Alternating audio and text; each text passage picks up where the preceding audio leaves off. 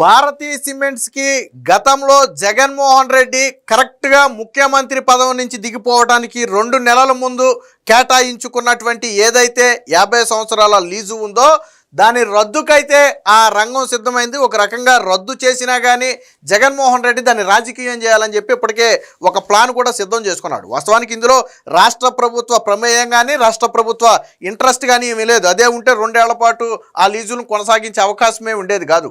వాస్తవానికి రాజశేఖర్ రెడ్డి ముఖ్యమంత్రిగా ఉన్న సమయంలో అంటే 2008 సమయంలో రఘురామ్ సిమెంట్స్ అనే ఒక సిమెంట్ ఏం చేసిందంటే గనుల లీజు కోసం అప్లై చేసుకుంటే అప్పట్లో రాజశేఖర్ రెడ్డి ప్రభుత్వం LOI ఇచ్చిందంటే దాన్ని ప్రాథమిక అనుమతి అంటారు. ఆ LOI వచ్చిన 6 నెలల లోపు మిగిలిన అన్ని అనుమతులు తెచ్చుకుని ప్రభుత్వం నుంచి లీజులు కేటాయింపులు చేయించుకోవాలి. 6 నెలలు దాటితే మళ్ళీ ఇంకా LOI చెందదు, మళ్ళీ అంతా మామూలే. అయితే 2015లో కేంద్ర ప్రభుత్వం ఒక చట్టం తెచ్చింది. ఏమని? అప్పటి వరకు కేవలం దరఖాస్తు విధానంలో అంటే ఎవరైనా ఒక దరఖాస్తు చేసేసుకోవచ్చు ప్రభుత్వానికి. సో దరఖాస్తు విధానంలో వాళ్ళకి నచ్చిన వాళ్ళకి ప్రభుత్వం కేటాయిస్తుంది. సో దీనివల్ల అవకతవకలు జరుగుతున్నాయి అనుకున్నటువంటి కేంద్ర ప్రభుత్వం ఒక నిబంధన తెచ్చింది. ఏమని? ఇక నుంచి దరఖాస్తు విధానంలో లీజు కేటాయింపు జరగకూడదు, 100% ఈ వేలం ద్వారా మాత్రమే లీజు కేటాయింపు జరగాలి అని ఒక చట్టం తెచ్చింది.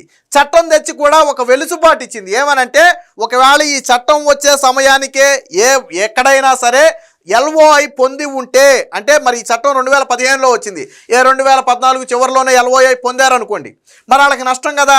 అందుకని వాళ్ళకు ఒక వెసులుబాటు ఇచ్చింది. ఏమనంటే అప్పటికే ఎవరైనా LOI పొంది ఉంటే వాళ్ళకి 2 ఏళ్ళు సమయం ఇస్తున్నాం, అంటే 2015 నుంచి 2017 వరకు. ఈ సమయంలో అన్ని అనుమతులు పొంది మీరు లీజు కేటాయింపు చేసుకుంటే ఓకే.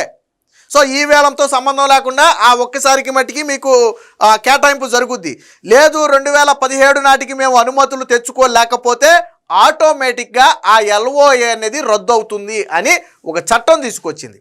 అయితే ఈ రఘురామ్ సిమెంట్స్ LOI పొందిందని చెప్పే కదా, ఆ రఘురామ్ సిమెంట్స్కి సంబంధించినటువంటి రైట్స్ అన్నీ కూడా తరువాత భారతీ సిమెంట్ తీసుకుంది. వాస్తవానికి ఇలా మార్పిడి జరిగితే దాన్ని ప్రభుత్వానికి ఇన్ఫామ్ చేయాలి. కానీ ఆ రోజు భారతీ సిమెంట్స్ చెప్పలా, మేము రఘురామ్ సిమెంట్స్ నుంచి ఆ అనుమతులు అంటే దాని రైట్స్ అన్ని మేము కొనేసాము కాబట్టి ఆ LOI కూడా మాకు చెందుతుందని భారతీ సిమెంట్ చెప్పకుండా ఏం చేసింది? తీసేసుకుంది. తరువాత ఏం చేసింది? గతంలో అప్పుడు ఇదే విధంగా దీనికి విరుద్ధంగానే వీళ్ళు లీజులు పొందారని రద్దు చేస్తే జగన్మోహన్ రెడ్డి కోర్టుకు కూడా వెళ్ళాడు, కోర్టుకు కూడా నడిచింది. తరువాత అదృష్టం కొద్దీ జగన్మోహన్ రెడ్డి సీఎం అయ్యాడు. సీఎం అయిన తర్వాత ఏం చేశాడు? 2024 ఫిబ్రవరి అంటే కరెక్ట్గా పదవి నుంచి దిగిపోవడానికి 2-3 నెలల ముందు ఏం చేశాడు? భారతీయ సిమెంట్స్కి ఒక 2 లీజులు, దాంతోపాటు ACCకిను ఇంకొక సిమెంట్స్కి రామ్కోనో ఏదో ఉంది. సో దీనికో లీజు దానికో లీజు మొత్తంగా 4 లీజులు పెడుతూ సంతకాలు పెట్టేసి వెళ్ళిపోయాడు. సరే జగన్మోహన్ రెడ్డి తర్వాత ఓడిపోయాడు, బాగానే ఉంది. తరువాత కేంద్ర ప్రభుత్వం దీన్ని అబ్జెక్ట్ చేసింది. ఎందుకని? మేము ఆల్రెడీ ఈ వేలం ద్వారా మాత్రమే లీజులు కేటాయించాలని చెప్పాం కదా, వీళ్ళు గతంలో ఎప్పుడో తీసుకున్న LOIని బేస్ చేసుకుని దరఖాస్తు విధానంలో లీజులు కేటాయించారు, ఆ లీజులు చెల్లవు అని కేంద్ర ప్రభుత్వం ఏం చేసిందంటే దాని మీద వివరణ తీసుకోండి అని రాష్ట్ర ప్రభుత్వానికి చెబితే రాష్ట్ర ప్రభుత్వం ఏం చేసింది? ఈ భారతీ సిమెంట్స్తో పాటు ACCకి రామ్కోకి అందరికీ నోటీసులు ఇచ్చింది. సో కేంద్ర ప్రభుత్వం ఇలాగ అడుగుతుంది, మీరు ఈ వేలం ద్వారా పొందలేదు కదా, మీకు ఇచ్చిన LOI టైం 2015 నుంచి 2017 వరకే, మరి ఇప్పుడు 2024 కదా, మీకు అది చెల్లదు కదా. సో కాబట్టి దీనికి ఏంటి మీ సమాధానం అంటే, అబ్బే లేదు మేము నిబంధనలకు అనుగుణంగానే మేము లీజులు పొందాం, ఇది రాజకీయ కక్ష అని చెప్పి వాళ్ళు ఒక రిప్లై ఇస్తే దాంతో వాళ్ళు సంతృప్తి చెందాలి. అప్పుడు రాష్ట్ర ప్రభుత్వం ఏం చేసిందంటే వీళ్ళు నిబంధనలకు విరుద్ధంగానే లీజులు పొందారు అని చెప్పి తేల్చేస్తూ కేంద్రానికి ఒక లేఖ రాసింది. సో తదుపరి కేంద్రం నుంచి వచ్చే ఆదేశాల మేరకు వీళ్ళ లీజు రద్దులు అనేది త్వరలోనే జరగబోతుంది. కానీ జగన్మోహన్ రెడ్డి ఇక్కడ ఒక మాస్టర్ ప్లాన్ సిద్ధం చేసుకున్నాడు. ఒకవేళ భారతీయ సిమెంట్ లీజులు కన్నా రద్దు చేస్తే మిగతా పక్కన పెట్టండి, చంద్రబాబు నాయుడు కంపెనీలను వెళ్ళగొడుతున్నాడు అని ఒక ప్రచారం జాతీయ స్థాయిలో చేయాలని ఒక కుట్రకు ప్రీ ప్లాన్డ్గా సిద్ధంగా ఉన్నాడు. వాస్తవానికి ఎలా ప్రచారం చేస్తాడంటే అంటే జగన్మోహన్ రెడ్డి ఇవన్నీ చెప్పడం ఏది 2015 నిబంధనల ప్రకారం మేము ఈ వేలంలో పాల్గొనలేదు, మేము నిబంధనలకు అనుగుణంగా సమయానికి అనుమతులు తెచ్చుకోలేదు, లేదా నేను ముఖ్యమంత్రిగా ఉన్నాను కాబట్టి దరఖాస్తు విధానంలోనే టెండర్లు కట్టబెట్టి ఇవన్నీ చెప్పకుండా భారతీయ సిమెంట్ని బయటికి తరిమేశాడు. ఒక పెద్ద కంపెనీని చంద్రబాబు నాయుడు బయటికి తరిమేస్తున్నాడు. లేదా ఒక పెద్ద కంపెనీని చంద్రబాబు నాయుడు ఇబ్బంది పెడుతున్నాడు అని జాతీయ స్థాయిలో విష ప్రచారం చేయాలనేది వీళ్ళ కుట్రలో భాగం. కాకపోతే దాన్ని ఎవరు నమ్మరు, అంటే ఇన్వెస్టర్లు నమ్మరు. సరే, ప్రజలకు ఇదంతా అర్థం అవ్వచ్చు, కాకపోవచ్చు, కానీ ఇన్వెస్టర్లు నమ్మరు. ఎందుకని? వాళ్ళకి తెలుసు జగన్మోహన్ రెడ్డి నిబంధనలకు అనుగుణంగానే ఆయన సీఎంగా ఉన్నాడు కాబట్టి ఈ మొత్తాన్ని కూడా కట్టిపెట్టాడు. దీనికి సంబంధించిన వార్త ఉంది, ఒకసారి చూద్దాం. భారతీయ సిమెంట్ అడ్డగోలు వాదన, నిబంధనల ప్రకారమే 2 లీజులు పొందామంటూ వివరణ.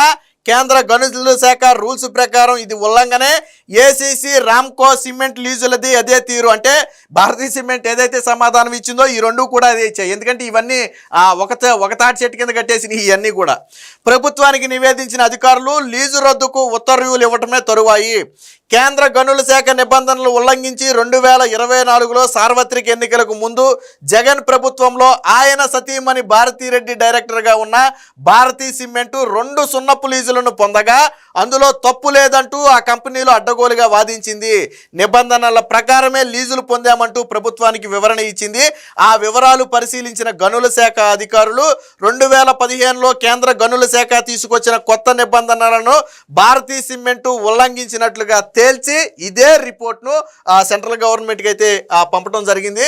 అసలు ఏం జరిగింది అనేది కూడా చూద్దాం ఒకసారి. ఈ మేరకు రాష్ట్ర ప్రభుత్వానికి తాజాగా నివేదిక అందజేసింది. దీంతో భారతీయ సిమెంట్స్కి చెందిన ఆ 2 సున్నపు రాయి లీజులు, అదేవిధంగా లీజులు పొందిన అసోసియేట్ సిమెంట్ కంపెనీలైనటువంటి ఏసీసీ, ప్రస్తుతానికి ఆదాన్ సిమెంట్స్ అయింది, ఆ రామ్కో సిమెంట్స్, వీటి లీజులు కూడా ఆ రద్దుకు త్వరలోనే నిర్ణయం రావచ్చు అన్నారు. అసలు నిబంధనలు ఏంటనేది మనం ఒకసారి చూస్తే, కడప జిల్లా కమలాపురం మండలంలో ఒక 509 ఎకరాలు, ఎర్రగుంట్ల మండలంలో ఒక 235 ఎకరాలు, అంటే దాదాపుగా అది ఒక 500, ఇది ఒక 235, దాదాపుగా 745 ఎకరాలకు సున్నపరాయి లీజుల కోసం అప్పట్లో రఘురామ్ సిమెంట్స్ అనేది దరఖాస్తు చేయగా 2008లో వైఎస్ఆర్ నేతృత్వంలోని కాంగ్రెస్ ప్రభుత్వం ప్రాథమిక అనుమతి, దీన్నే ఎల్ఓఐ అంటారు, అది జారీ చేసింది. సో వాస్తవానికి 6 నెలల్లోపు వివిధ అనుమతులు తెచ్చుకుంటే పూర్తిస్థాయి లీజులు మంజూరు చేస్తామని అందులో పేర్కొన్నారు. తరువాత ఈ రఘురామ్ సిమెంట్స్ పేరిట ఉన్నటువంటి లీజులను భారతీయ సిమెంట్స్ కార్పొరేషన్ దక్కించుకుంది. ఈ విషయాన్ని ప్రభుత్వానికి కూడా చెప్పాలి. వాస్తవానికి అక్కడ ఒక రకంగా కంపెనీ నుంచి వేరొక కంపెనీకి మార్పిడి జరిగింది, కానీ ఆ విషయాన్ని ప్రభుత్వానికి చెప్పాలి. అప్పట్లో వాస్తవానికి వీళ్ళంతా ప్రీ ప్లాన్డ్గా చేశారు. అప్పట్లోనే డైరెక్ట్గానే భారతీయ సిమెంట్స్కి ఎల్ఓఐ ఇస్తే రాజశేఖర్ రెడ్డి తన కుటుంబానికి చెందినటువంటి కంపెనీకి ఇచ్చాడని గొగ్గోలు పెడతారని ఇక రఘురామ్ అనే ఒక సిమెంట్స్ దూకి ఫస్ట్ ఇచ్చి దాని నుంచి భారతీయ సిమెంట్స్ దక్కించుకుంది. అంటే డైరెక్ట్గా కాకుండా ఇండైరెక్ట్గా తీసుకున్నారు. అప్పట్లో వాళ్ళ తెలివి అలాగుండేది. ఈ విషయాన్ని ప్రభుత్వానికి తెలియజేయలేదు. మరోవైపు కేంద్ర ప్రభుత్వం 2017లో మేజర్ మినరల్స్ విషయంలో కొత్త నిబంధన తెచ్చింది. ఇకపై దరఖాస్తు ద్వారా లీజులు మంజూరు చేయకూడదని ఈ వేలం ద్వారానే కేటాయించాలని పేర్కొంది. అప్పటికే ప్రాథమిక లీజు అనుమతి పొంది ఉంటే, అంటే ఎల్ఓఐ పొంది ఉంటే వాటికి 2 ఏళ్లలో, అంటే అన్ని అనుమతులు 2017 నాటికి అన్ని అనుమతులు తెచ్చుకోవాలని, పూర్తి స్థాయి లీజులు మంజూరు చేయించుకోవాలని అందులో పేర్కొన్నారు. ఈ గడువులోపు గన లీజులు పొందలేకపోతే వాటికి గతంలో ఇచ్చిన ఎల్ఓఐలు రద్దయినట్లేనని అదే చట్టంలో మెన్షన్ చేశారు. అయితే భారతీయ సిమెంట్స్ యాజమాన్యం 2017 నాటికి అన్ని అనుమతులు తెచ్చుకుని పూర్తి స్థాయి లీజులు దక్కించుకోలేకపోయింది. దాంతో గతంలో ఇచ్చిన ఎల్ఓఐ అక్కడితో రద్దు అయిపోయింది. భారతీయ సిమెంట్స్కి 2015 నుంచి 17 వరకు టైం ఉంది. ఎందుకని? అంతకుముందే రాజశేఖర్ రెడ్డి ఎల్ఓఐ ఇచ్చాడు కాబట్టి. వాస్తవానికి అది కూడా అక్రమంగా బదిలీ చేసుకున్నారు, అది పక్కన పెడదాం. 2017లోపు ఎందుకు తెచ్చుకోలేదు అంటే వీళ్ళు ప్రభుత్వ నామ్స్ ప్రకారం అన్ని చూపించలేకపోయారు.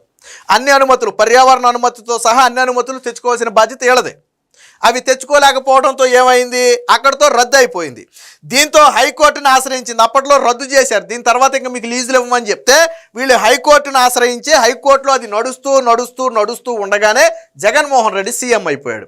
సీఎం అయిన తర్వాత ఎప్పుడు మొదట్లోనే దీన్ని మళ్ళీ కేటాయించుకుంటే మళ్ళీ ఇది రాజకీయ రంగు పులుముకుంటుంది. ఎందుకంటే జగన్ సీఎం అవగానే వాళ్ళ భారీ కంపెనీకి అప్పనంగా దోచిపెట్టాడని మాట్లాడుకుంటారని చెప్పి చివరిదాకా వేచి చూసి కరెక్ట్గా ఎన్నికలకు ముందు పాపం జగన్మోహన్ రెడ్డికి అప్పటికే డౌట్ వచ్చి ఉంటుంది, ఇక మనం గెలవటం కష్టమేనేమోనని డౌట్ వచ్చి కరెక్ట్గా ఎన్నికలకు 2-3 నెలల ముందు 2024 ఫిబ్రవరి 2న వైకాపా ప్రభుత్వం భారతీయ సిమెంట్కు ఆ 2 లీజులను 50 ఏళ్ల కాలానికి మంజూరు చేస్తూ ఉత్తర్వులు జారీ చేసింది. వాస్తవానికి ఇది కోర్టులో ఉన్నటువంటి విషయం, జారీ చేసింది.